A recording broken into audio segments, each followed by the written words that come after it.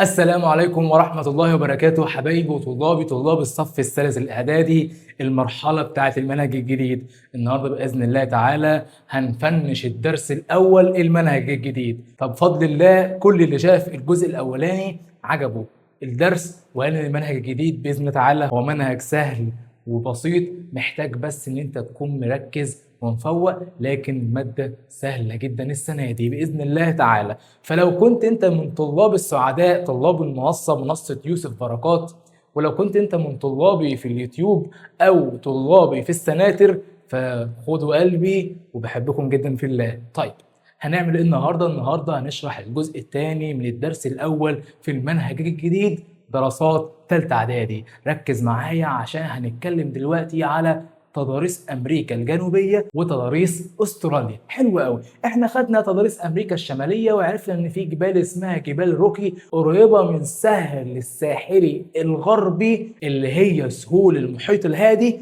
عرفنا ان هي تتسم بالضيق بسبب اقتراب الجبال الغربيه من الساحل اللي هي جبال روكي. نفس النظام هنعرفه بس بعد شويه. ركز معايا يا حبيب قلبي. هنا اما اجي اكلمك على الهضاب الجبال، أول حاجة هنتكلم فيها عن تضاريس قارة أمريكا الجنوبية ألا وهي الجبال. فاكر الخريطة؟ هنبص كده الأول سريعا على الخريطة. آدي خريطة أمريكا الجنوبية. بص يا حبيب قلبي، هتلاحظ هنا إن في جبال هنا اسمها جبال الإنديز. أهي الجبال دي جبال الإنديز موجودة في الغرب، غرب أمريكا الجنوبية، بتطل على المحيط الهادي. حلو قوي، يبقى نفس فكرة جبال روكي. صح ولا لأ؟ صح يا شطور. طيب أنا عندي برضو هتكلم في حتة تانية. أنا عندي المحيط الأطلنطي هنا في الشرق، موجود في شرق قارة أمريكا الجنوبية، المحيط الأطلنطي. طيب إيه المهم يا مستر؟ هل عندنا هضاب؟ عندنا هضبة جيانا في الشمال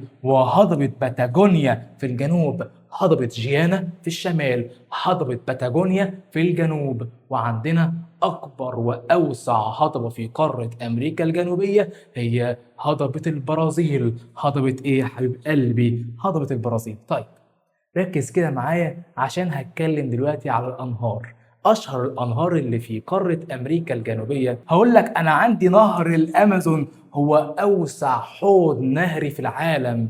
أوسع نهر، مش كان نهر النيل، لا، نهر النيل هو أطول نهر في العالم، لكن أوسع نهر في العالم نهر الأمازون. نهر إيه؟ نهر الأمازون. طيب هنا قلنا نهر الأمازون وتسمى سهول نهر الأمازون أو حوض نهر الأمازون. حلو، عندي هنا سهول بنباس. اسمها إيه؟ سهول بنباس، وفيها نهر رئيسي اسمه نهر لابلاتا، بيتفرع فرع يمين اسمه بارانا، فرع شمال اسمه باراجواي. قال لك بارانا واللي قدامنا، اسف حقك عليا، بس كان لازم الافيه السخيف ده عشان تعرف تحفظها، فتعرف ان انا بضحي عشان خاطرك. طيب انا عندي، بص كده ورايا، بص عليا، عندي قلت ايه؟ معلش استحمل. بارانا وباراجواي. بص ايدي اليمين اهي، دي كده ايدي اليمين اهو، بعمل بيها اللي ورا، ورانا. بارانا وباراجواي. بارانا باراجواي. بارانا باراجواي. لا ما بتعملش ليه؟ اعمل معايا وانا هعمل لوحدي ولا ايه؟ يقول عليا مجنون؟ اعمل معايا. طيب بارانا باراجواي. بارانا باراجواي. حلو، بارانا ايدك اليمين، باراجواي ايدك الشمال. فانا عندي الفرع اللي على اليمين نهر بارانا، الفرع اللي على الشمال نهر باراجواي. اسم النهر بالكامل سهول بنباس او نهر لابلاتا. طيب يبقى عرفنا ان عندنا نهر لابلاتا يتفرع فرع في اليمين، فرع بارانا وباراجواي. حلو قوي، كده احنا اتكلمنا على خريطة امريكا الجنوبية باسهل طريقة واحسن اسلوب. نيجي هنا نرجع تاني لموضوعنا واحنا بنتكلم على جبال امريكا الجنوبية. نيجي هنا ونرجع من تاني نتكلم على جبال امريكا الجنوبيه.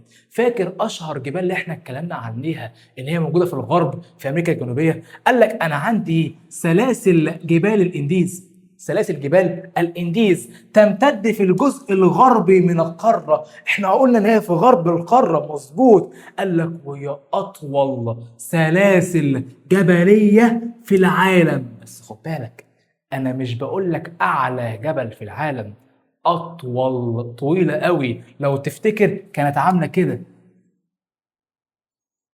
طويله صح ولا لا؟ يعني ممتده من الشمال الى الجنوب بطريقه رهيبه، واخده القاره كلها، فهي اطول سلاسل جبليه في العالم، بس مش اعلى. فرق بين اطول واعلى. طيب انا عندي هنا قال لك تعد مخزنا عالميا للنحاس والقصدير.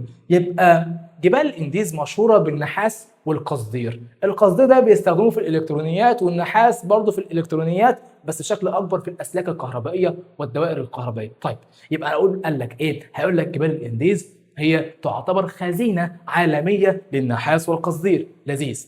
هنعرف هنا بقى الهضاب. انا قلت عندك هضبه اسمها هضبه البرازيل، وهضبه جيانا، وهضبه باتاجونيا. جيانا في الشمال، باتاجونيا في الجنوب. جيانا في الشمال، باتاجونيا في الجنوب. جيانا في الشمال، ردد معايا، ردد معايا. تابعوني، تابعوا الشكشوكي. جيانا في الشمال، باتاجونيا في الجنوب. هنا قال لك عندي هضبة جيانا في الشمال، هضبة باتاجونيا في الجنوب. حلو قوي. طيب انا عندي هنا قال لك ايه؟ قال لك انا عندي هضبة اسمها هضبة البرازيل. مالها؟ هي اكبر هضاب القارة مساحة، اكبر هضاب القارة مساحة، وتقع شرق القارة. هي موجودة في شرق امريكا الجنوبية. يبقى اكبر هضاب امريكا الجنوبية هي هضبة البرازيل. حلو قوي. الهضبة دي يا عم الحاج مالها؟ قال لك الهضبة دي تعد المصدر الرئيسي للعديد من الثروات المعدنية. فين؟ في البرازيل. الهضبة دي هي المصدر الرئيسي للثروات المعدنية في البرازيل. ما ذكرش هي ايه، فاقول له ألف شكر عشان ما تقلتش عليا يا بيه. حلو قوي، بقول شعر والله. هنا نخش على الجزء اللي بعده، هنتكلم على السهول الفيضية في أمريكا الجنوبية. السهول الفيضية هم عندهم أنهار. المستر قال لي أكبر حوض أو أوسع حوض نهري في العالم نهر الأمازون. مستر هو نهر الأمازون جاي منين؟ فاكر جبال الإنديز؟ قال لك تشغل السهول الفيضية مساحة كبيرة من مساحة القارة. بس خد الأول بالك، سهول فيضية يعني أرض ماشي فيها نهر، دي اسمها سهل فيضي. النهر بيمشي في أرض، الأرض دي اسمها سهل فيضي، وبيكون عنده خصوبة، يعني ينفع أزرع فيها، بيطلع محاصيل زراعية بيرفكت. تستاهل بقك. طيب هنا عندي سهول الامازون. سهول الامازون حلو. قال لك تعد من اوسع السهول الفيضيه في العالم. هي اوسع السهول الفيضيه ايه في العالم؟ حلو قوي. من اوسع السهول الفيضيه في العالم. حلو قوي. طيب قال لك بيجري في هذه السهول نهر شهير اسمه نهر الامازون. نهر ايه؟ نهر الامازون الذي ينبع من جبال الانديز. حلو. الانديز فين؟ في الغرب. يبقى ينبع نهر الامازون من جبال الانديز اللي هو فين؟ في الغرب. يبقى ينبع نهر الامازون من الغرب. ينبع من الغرب ويصب في المحيط الاطلنطي شرقا. يبقى يصب في المحيط الاطلنطي شرقا. حلوة. طيب الحقيقة نهر الامازون او السهول نهر الامازون مشهوره قوي بحاجه اسمها المستنقعات والبرك. طيب مستر يعني ايه مستنقع؟ عارف الطينه؟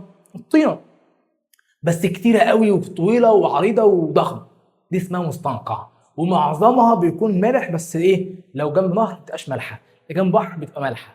بس هنا طبعا مستنقع يعني مش مالح. طيب هنا قال لك تقصد بها مستنقعات والبرك وتغطيها مساحات كبيرة من الغابات المدارية المطيرة. حبيب قلبي بيمر على الحوض النهري لنهر الأمازون، نهر الأمازون بيمر خط الاستواء، يعني منطقة استوائية، يعني أمطار طول السنة، يعني حرارة عالية، يعني غابات متشابكة كثيفة، يعني ظروف مناخية قاسية وظروف طبيعية قاسية، يعني غابات مدارية مطيرة. قال لك تنتشر بها مساحات كبيرة من الغابات المدارية المطيرة، بالإضافة إلى السهول اسمها سهول البنباس. اسمها إيه؟ البنباس. سهول البنباس. وأشهر أنهارها نهر، إحنا قلنا لابلاتا هو الفرع الرئيسي، وعندك بتفرع بارانا وباراجواي. بارانا وباراجواي. حلو قوي. ركز معايا عشان هنتكلم دلوقتي على السهول الساحلية، الشط والمصيف يا معلم. عارفك بتدور على المصيف وتحب تروح انت تقعد تحت الشمسية يا صايع. طيب هنا قال لك السهول الساحلية، انا عندي سهول المحيط الهادي. سهول المحيط الهادي مالها يا عم الحاج؟ حبيب قلبي فاكر جبال روكي؟ طيب فاكر لما هي اقتربت من الساحل فحصل ضيق في السهول الساحلية على المحيط الهادي في الغرب؟ نفس اللي هنقوله بس هنقول اسم الجبل. طيب هنا قال لك يبقى هنا حدد لك الجبل بالظبط. قال لك بسبب اقتراب جبال الانديز من ساحل المحيط الهادي. يبقى هي شديدة الضيق ليه؟ بسبب اقتراب جبال الانديز قريبة قوي من الساحل. ايه الفكرة حبيب قلبي؟ عندك الشط والرملة والمصيف والمية، ما تركزش في حاجة اكتر من كده عشان دماغك ما تودكش يمين، عشان دماغك ما تودكش يمين ولا تحدف شمال. طيب ايه المقصود؟ انا جبل، انا جبل، انا قررت اكون واقف على المية. هتعرف تقعد على الشط؟ لا، هتشوف مكان تاني يكون ما فيهوش جبل عشان يكون فيه رمله وتقعد ايه على الشط تبلبط براحتك.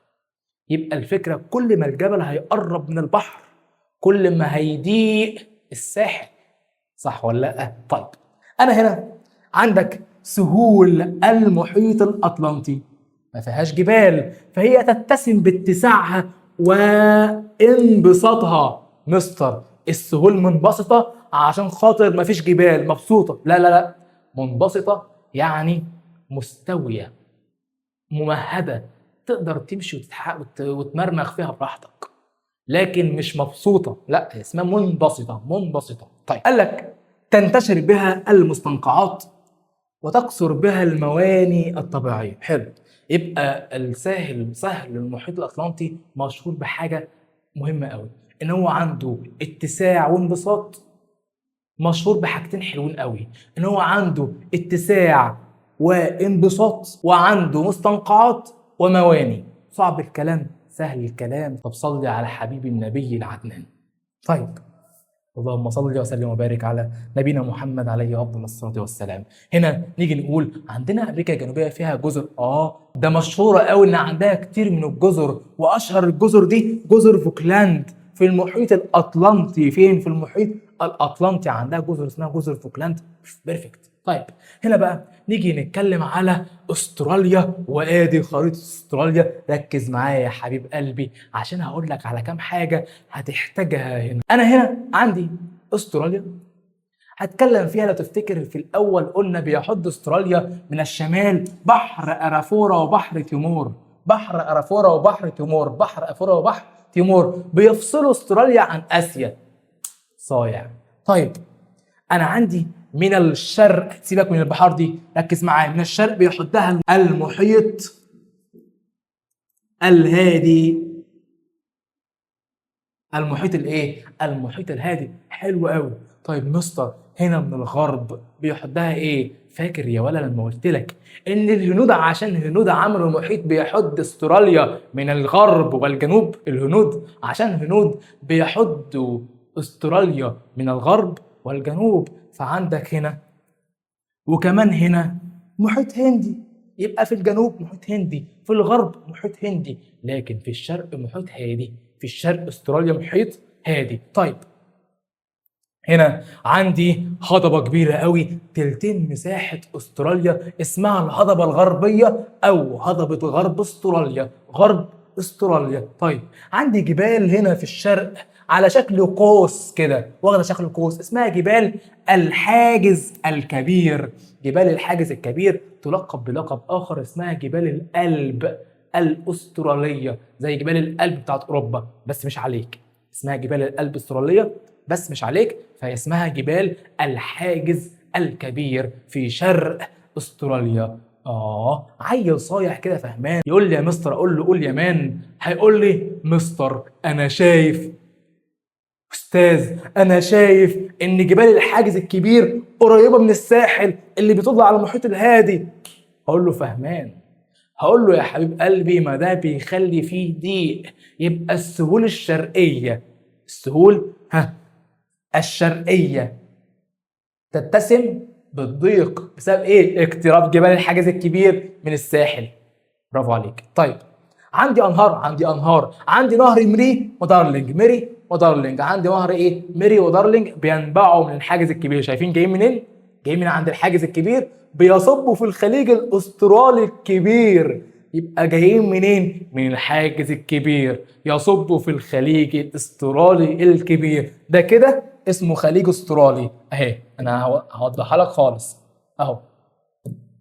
ده كده اهو، ده كده اسمه خليج استرالي كبير. يبقى هما جايين من هنا بيصبوا في الخليج الاسترالي الكبير. وعندك جزيره هنا مشهوره عشان الجزر اسمها تسمانيا، حتى ده اسمه بحر ايه؟ اسمه بحر تسمانيا. فدي جزيره اسمها جزيره تسمانيا. طيب نيجي هنا، قال لك انا عندي هتكلم على الجبال. واحنا قلنا ان في استراليا عندهم جبال كتير قوي، بس اشهر الجبال دي هي سلسله جبال الحاجز الكبير اللي موجوده فين؟ في شرق القاره، اللي بتكسوها مساحات ضخمه وواسعه من الغابات.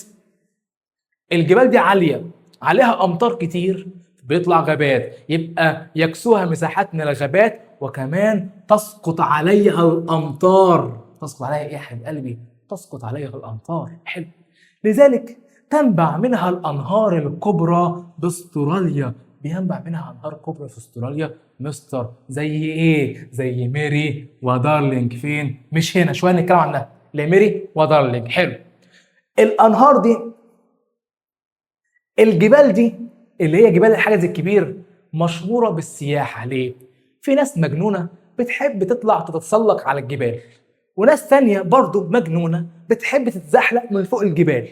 فعندك اللي بيحب يتزحلق مجنون، واللي بيحب يتنطط على الجبال برضو مجنون. في الاتنين اسمهم سياحة رياضية اسمها رياضة التزحلق ورياضة التسلق.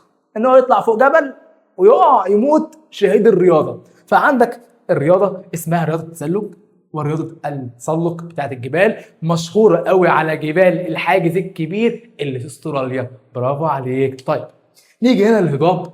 قال لك انا عندي تشغل هضبة غرب استراليا اللي هي الهضبة الغربية. حلو. مساحة قد ايه؟ تلتين، بص كده، تلتين مساحة القارة، ويغلب عليها الطابع الصحراوي. صعبة قوي المعيشة. يبقى من الآخر يخلوها السكان، ما فيهاش سكان. يخلوها السكان دي يعني ما فيهاش سكان عايشين، فاضية، هواء، صحراء جرداء، لا مأوى ولا ماء. طيب نيجي هنا على آخر حاجة، هنتكلم على السهول الفيضية. ولو تفتكر أنا قلت لك إن عندي أنهار تنبع من جبال الحاجز الكبير وتصب في خليج الاسترالي. فقال لك هي تتسم استراليا بقلة الأنهار، عندها أنهار قليلة. طب ليه؟ إيه السبب؟ أولا الأنهار هناك ما هياش منابع دائمة، منابع موسمية. يعني لازم فصل معين تلاقي فيها أمطار، فصل الصيف تلاقي أمطار تنزل، المية تيجي تملى الأنهار. الصيف مشي تلاقي الأنهار بدأت تجف وأنهار كتير جفت. فعشان كده هي اسمها منابع موسمية ليست دائمة، لذلك تقل الأنهار في استراليا. ولكن أشهر الأنهار اللي موجودة في استراليا قال لك هي أهم أنهار القارة نهري ميري ودارلينج. فين؟ في قارة استراليا، بيصبوا في الخليج الاسترالي الكبير. بيصبوا فين؟ في الخليج الاسترالي الكبير، ميري ودارلينج. حلو قوي. نيجي على السهول الساحلية يا حبيب قلبي.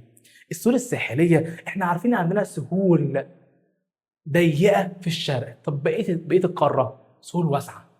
قال لك سهول شريطية حول القارة بالكامل، لكنها تتسم بالضيق في الشرق. يبقى قال لك ايه؟ قال لك تمتد السهول الساحلية بقارة استراليا في شكل شريطي حول القارة، حوالين القارة كلها، ولكن تتسم بأنها ضيقة من الشرق بسبب اقتراب جبال الحاجز الكبير من ساحل المحيط الهادي في الشرق. حلو.